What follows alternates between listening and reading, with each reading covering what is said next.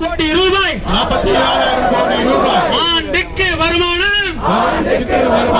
வெட்கக்கேடு மானக்கேடு தமிழகத்தில் ஏழை எளிய மக்களை எல்லாம் குடிக்க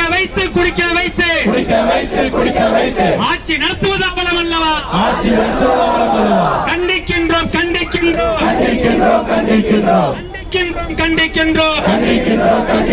உரிமை தொகை 1000 வழங்கி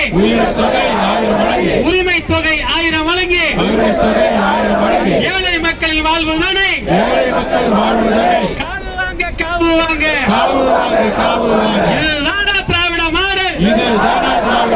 இதுதானா திராவிட மாடல்? ஆட்சியை விட்டு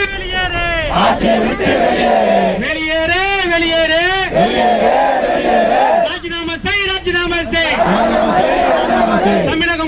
தமிழகம் முழுவதும் மரண ஓலம் கள்ளக்குறிச்சி மாத்திரமல்ல